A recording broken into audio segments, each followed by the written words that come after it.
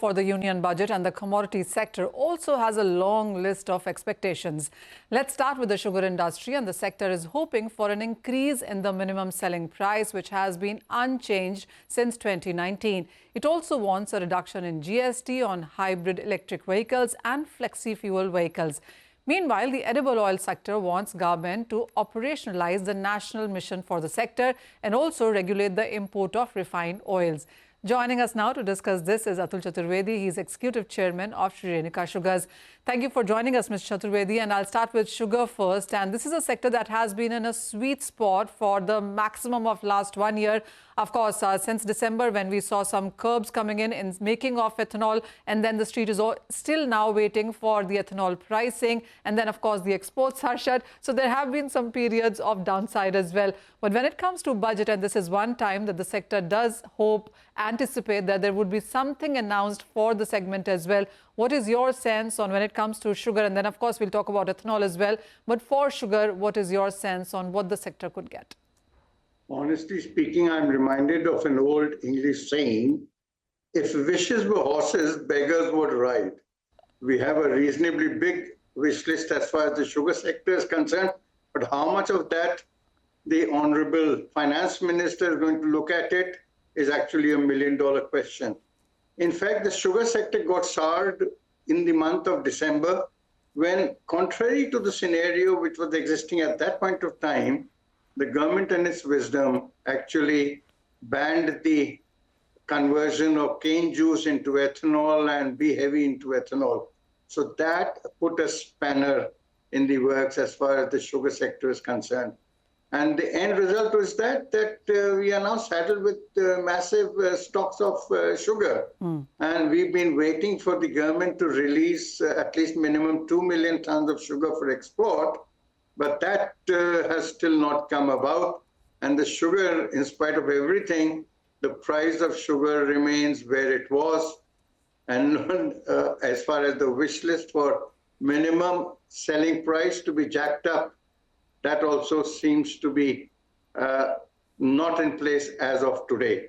So our wish list would be that the minimum selling price of sugar should actually be jacked up to anywhere between 40 to 42. In fact, a study was done by the cooperative industry, and they've come up with the figure of 41.66 per kg as the current cost of producing 1 kilo of sugar.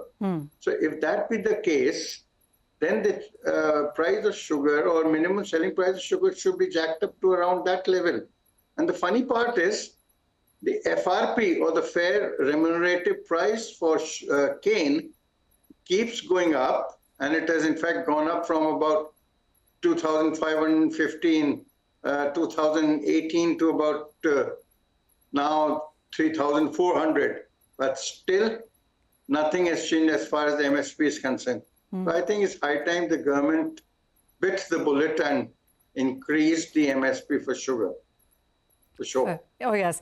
Coming to ethanol itself, and while, of course, converting ethanol from cane is one part of it, but for ethanol itself, the last couple of years have seen a lot of capex go in, as most mills have invested in capacity there.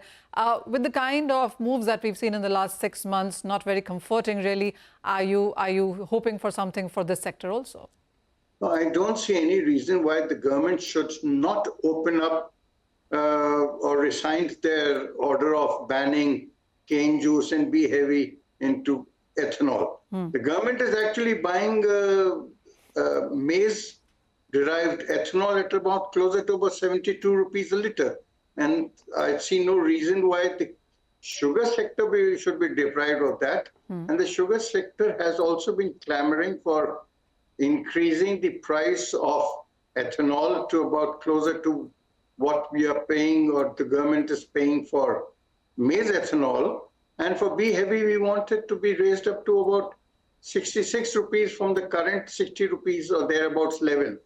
So it's important, and the fears of inflation hitting the sugar sector, I think, are all unfounded. In fact, last time also, I think we were expecting, or at least the story was that the production is going to be 29 million tons or thereabout, but we've landed up having a production of about 32 million ton plus of sugar and another 2.5 million tons of sugar getting diverted to ethanol. So I think this year the monsoon has been reasonable, and the rain gods have been quite beneficial, or rather benign, for India. And the cane belt has got very good rain, so there's no reason why our cane production should be low. The government doesn't need to be fearing inflation as far as sugar is concerned. No reason. Okay. They should allow ethanol to be diverted to, cane juice to be diverted to ethanol. No reason for stopping it any further now. Well, that's about sugar and ethanol, but you also look at edible oil, and here as well, when it comes to, duty differentials, or whether it's about GST or a direct payment to the farmers, there's just plenty that the edible oil sector also is wanting from the government, including the national mission that needs to be now on ground and running. What do you think we would see via this budget? No, national mission has been talked about for almost now maybe 8-10 years. But somehow or the other, it has still not seen the light of the day in real terms. Some national mission efforts have been done as far as rice, palm oil is concerned. But for other oilseeds, I think nothing much has been done.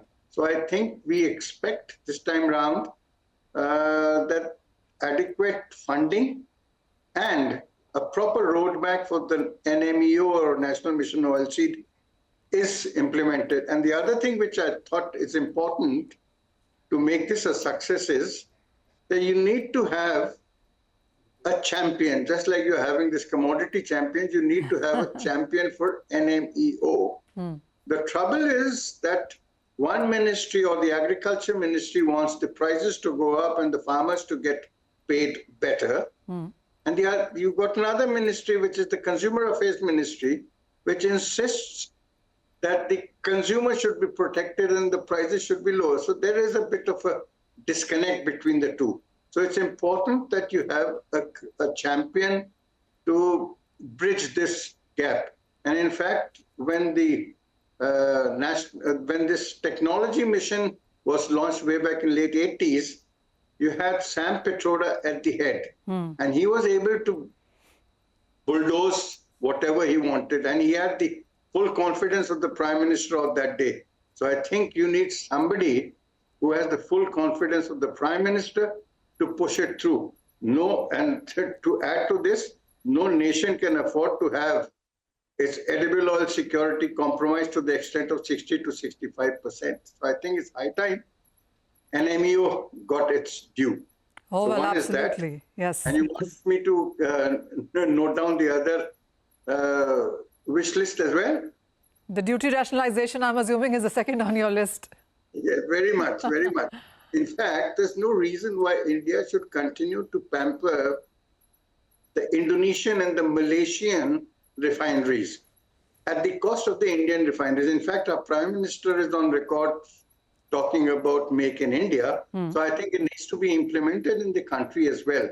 So my take is that the duty differential between crude oil and refined oils should be made minimum 15%.